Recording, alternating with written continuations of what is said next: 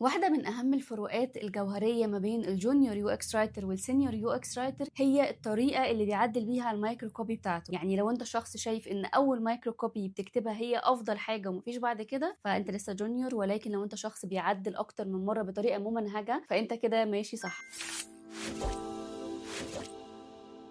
السر بجد يا جماعة بيكمن في التعديل، فالنهاردة بقى هنشرح ازاي نعدل بطريقة ممنهجة في 4 مراحل. اهلا بيكم، انا ندى النادي وده الفيديو الخامس من سلسلة Strategic Writing for UX اللي بنتكلم فيه على Chapter 5 وهو الإيديتنج. الكاتبة بتقول بصراحة انا اول حاجة بكتبها مش شرط تكون كويسة، مثلا إن لما يكون عندنا notification بتقول للمستخدم ان بطاقته الائتمانية قربت تنتهي، فاول نص هتكتبه بشكل بديهي كده هيكون مثلا payment method expiring monthly pass will not be renewed. ده انت لو قريته تاني بصوت عالي هتحس ان هو حاجه تقنيه جدا ما فيهاش اي مشاعر، كأن الروبوت بالظبط بيتكلم. ده ما بيساعدش المستخدم خالص يفهم المفروض يعمل ايه عشان يصلح من المشكله دي. ازاي بقى نعدل على الجمله دي في 4 مراحل؟ المرحله الاولى نسال نفسنا هل هي يوزفول، هل الكلام بيخدم فعلا الهدف. قبل ما اعدل اي كلمه لازم اسال نفسي المستخدم في اللحظه دي عايز ايه. طيب البرودكت بقى اللي انا شغاله عليه هو كمان عايز ايه عشان اقدر اعمل فيلنج الجاب زي ما عرفنا في تشابتر 1. في المثال بتاعنا المستخدم مش عارف ان بطاقته هتنتهي وعايز يجدد، البرودكت عايز يحافظ على السبسكريبشن ده ويخليه يحدث بياناته. النص الجديد لازم يخدم الهدفين دول، مش بس نقول له ان بطاقتك هتنتهي، لازم اقول له المفروض يعمل ايه بعد كده. المرحله الثانيه هي الاختصار او الايجاز. لازم نختصر ولكن نخلي بالنا ان ما يحصلش خلل المعنى او ان الرساله تفقد معناها. عندنا قاعده كده بتقول لنا ان احنا يفضل نلتزم ب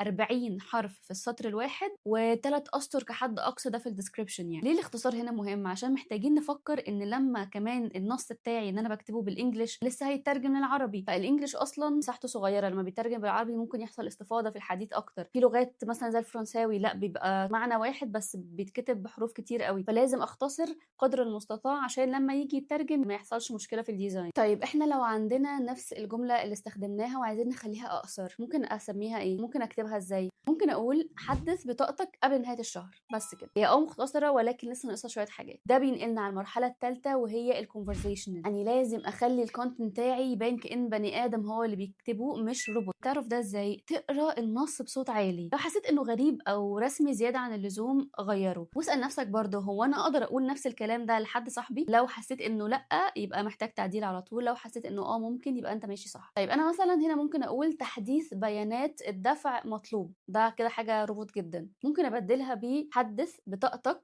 خليتها بتخص المستخدم عشان اشتراكك يستمر مثلا، فدي كده بقت كونفرزيشنال اكتر. المرحله الرابعه بقى والاهم فيهم وهي الوضوح، ان المحتوى ده يكون كلير انف، يعني واضح لاي حد هيقراه. يعني حتى لو كتبت كونتنت مختصر كونفرزيشنال بس مش واضح فهو كده برضو للاسف ملوش لازمه. لو حد كده ما عندوش اي كونتكست وجاي من بره لسه مش فاهم ايه اللي بيحصل هنا وقرأ الكلام ده، هل هو هيفهم المطلوب منه بالظبط؟ لو لا يبقى محتاج تعدله، لو يبقى انت ماشي صح. طيب تعالوا ناخد المثال بقى اللي احنا شرحناه في الاول ونعديه كده فلتريشن على ال4 مراحل. كانت الجمله في البدايه بتقول بطاقتك الائتمانيه قربت تنتهي ومش هيتم تجديد الاشتراك. بعد ما تعدي على ال4 مراحل هتبقى حدث بطاقتك قبل نهايه الشهر عشان اشتراكك يستمر. وكمان احنا شرحنا المثال ده بطريقه عمليه وبالتفصيل في المستوى الثاني من منصه تجربه، وبرده هتلاقيه في المستوى التمهيدي المجاني. كنا عملنا جلسه تفاعليه مع فجماويه، تلاقونا مشينا الخطوات دي مع بعض وكان في تفاعل حلو قوي من الحضور كلهم. التحدي بقى بتاعك المره دي ان انت بتشتغل في ابلكيشن بيقدم جمعيات، وكل شهر اليوزر بيدفع قسط من الجمعيه دي، والقسط الحالي مستحق عليه وقرب يتحول ان هو يبقى متاخر وينزل عليه غرامه.